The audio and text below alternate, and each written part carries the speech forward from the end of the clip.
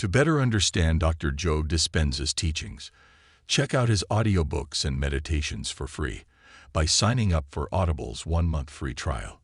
Use the link in the description or comments below. You will not be charged during the trial, and you can cancel anytime you want. Enjoy the video. Do you know that you are making genetic changes right now? Do you know that every time you forge a new connection neurologically in your brain, that somehow the DNA inside that nerve cell has to be signaled, and the moment it's signaled, in a matter of milliseconds, it grows a new branch and it reaches out and makes a connection? That's a genetic change. So then you would have to agree with me then, if you're not learning anything new or having any new experiences, for the most part, you're staying the same. Yes? And that the research with neuroplasticity says that your brain physically changes from every new thought you embrace, every new choice you make, every new experience you have, every new behavior you demonstrate, every new emotion that you can cultivate. There are chemical and physical changes that take place in your brain, which means you are changing your mind. How many people are with me? So when you change your brain, you change your mind. And when you change your mind, you change your brain. How many people understand? So then if you begin to learn information and you wired it in your brain, and then you keep revisiting that information, you start installing the neurological hardware. Yes? If you keep revisiting it and keep reviewing it and keep firing and keep wiring, the hardware program becomes a software program. Now it becomes an automatic software program because you practiced it enough times, it becomes automatic. How many people understand? And we call those neurological networks. And neurological networks are just gangs of neurons that have fired and wired together to form a community of neurosynaptic connections. And now, if you keep revisiting it, it becomes an automatic program. So you have a neural network to brush your teeth, to put on makeup, to talk a language, to complain, to drive your car. It just becomes an automatic program. You understand, yes? So the research shows that if you take a group of people who've never played the piano before, and you have them learn one-handed scales and chords, and you do a functional brain scan on their brain before the activity, and then you do a functional brain scan on their brain after the activity. If they come for 2 hours a day for 5 days, and they practice those scales and chords over and over again, at the end of 5 days, when you scan their brain, there are physical changes in their brain. They've grown new networks of neurons. How many people are with me? Well, that makes sense, right? You learn something new, you make new connections. Knowledge is the precursor to experience.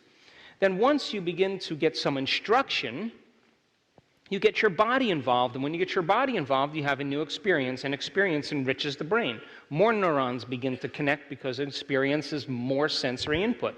You with me? If you pay attention to what you're doing, you have to pay attention. And if you keep repeating it over and over again, the neurons begin to fire and wire, and you create a cluster of neurons to reflect your external activity. How many people understand? You got that, right? But if you take another group of people and you have them close their eyes and you have them mentally rehearse playing the scales and chords, at the end of 5 days, those people who rehearsed playing the scales and chords in their mind grow the same amount of circuits in their brain as if they were physically performing the activity. In other words, when you're truly focused and you're truly paying attention, the brain does not know the difference between what's going on out there and what's going on in here.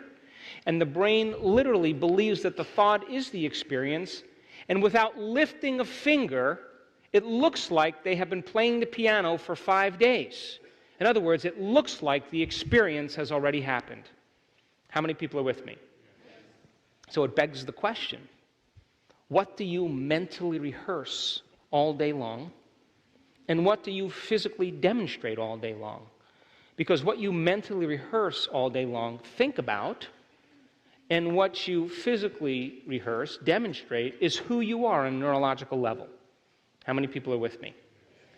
So then, if you're rehearsing a new way of being then, and you continuously visit what it would be like to be that person, just like the piano players, you're installing the neurological hardware ahead of the experience. You with me?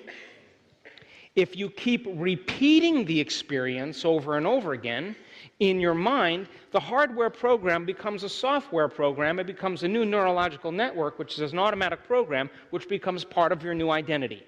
How many people are with me? A little nudge. You got that, yes? Yes? So when I say to my daughter, you can't get up from your meditation until you feel like you just shopped your brains out, she says, no problem. Because she's going to have a great experience in there, and she's going to emotionally give her body a taste of the future. And she's going to get up like it already is done. You understand, yes? So then you may say to me, well, that's really good dinner conversation, Joe. I understand how mental rehearsal can change the brain because you can change your brain just by thinking about it. I understand neuroplasticity, but how does it change the body? Well, I did an experiment where they took a group of people and they had them pull a spring for an hour a day for 4 weeks. These were college sophomores, obviously. And then they took another group of people and they had them come and mentally rehearse pulling the spring in their mind for 4 weeks. And all they had to do was visualize it and say, harder, stronger, harder. And they kept doing it over and over again. Well, at the end of the experiment, the people who pulled the spring had a 30% increase in muscle strength. Well, that makes sense, right? You put a load on a muscle, you take that muscle through a range of motion, there's resistance, the muscle fibers tear, and they grow back bigger. That's a genetic change. You with me? That's accommodation. But the people who mentally rehearsed pulling the spring, at the end of 4 weeks, had a 22% increase in muscle strength, but they never lifted a finger. In other words, their body looked like they'd been experiencing the event ahead of the actual event, and there were physical changes in their body to look like they have been exercising their finger for 4 weeks. Now their body is in the future. You with me? So if there are physical changes by thought alone in your brain and body to look like the experience has already happened, then the experience has already happened. How many people understand? It's evidence in your body. Now that's when you can relax. And everybody in your life could be stressing out and you could just be connected to that destiny. How many people are with me? And that's called peace. Would you agree? So then, the process of mental rehearsal means then that you are going to imagine yourself living in that future, the choices you're going to make, the behaviors you're going to demonstrate, what you're going to do with all your wealth, how it's going to feel, what experiences you're going to create, who you're going to contribute to, how you're going to make a difference. And if you keep revisiting that same future every single day, would you agree, just like the piano players, it's going to look like it's happened here already? And would you agree then, in order for your muscles to be 22% stronger, you had to signal some new genes in new ways just by thought alone? Would you agree with that? But if you're thinking the same way, making the same choices, having the same experiences, same behaviors, same emotions, then you keep the same genes on and the other genes off, and now you just got a limited amount of genes and you're headed for your genetic destiny. You with me? So then, research paper after research paper after research paper shows that individual genes, one gene can have 35,000 variations on one gene. One gene. So then as you begin to change your internal state and you begin to give thanks before the experience happens and you marry a clear intention with an elevated emotion and you can sustain that for an extended period of time, you're knocking on the receptor site outside of the cell. And the longer you can live in that state, the more you're signaling the gene, and sooner or later that gene turns on and it makes a new protein. And the protein is an expression of life. An expression of life is the expression of health. And all of a sudden, by thought alone, you change the health of your body. Or your body begins to know what abundance is. It knows it because it becomes automatic. It becomes second nature. How many people are with me? You with me, yes? Yes. So then, when we do our advanced workshop in February in Colorado, I want to do epigenetic testing on a group of students. I want to know if we're signaling new genes in new ways. I already know that, but I want to produce the evidence. Why?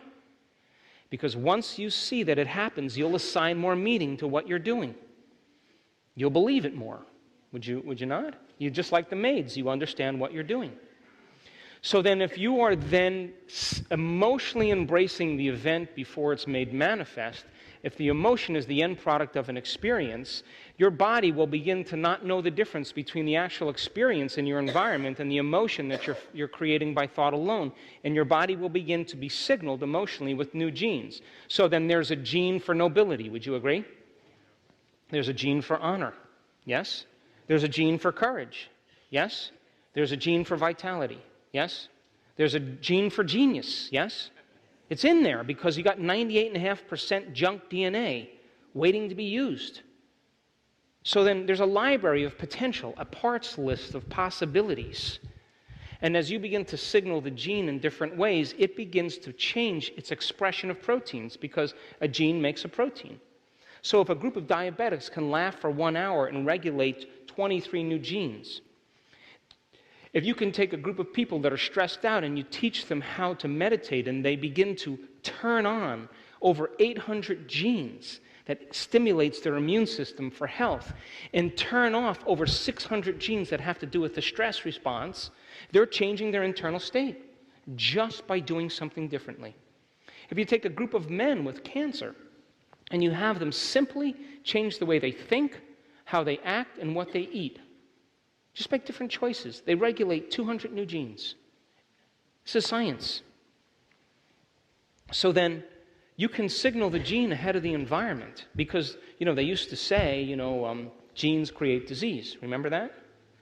And then they said, oh, we made a mistake. That's actually not true. It's the environment that signals the gene that creates disease. Well, how come two factory workers can work side by side, both exposed to the same carcinogenic chemical, and one gets cancer and the other doesn't?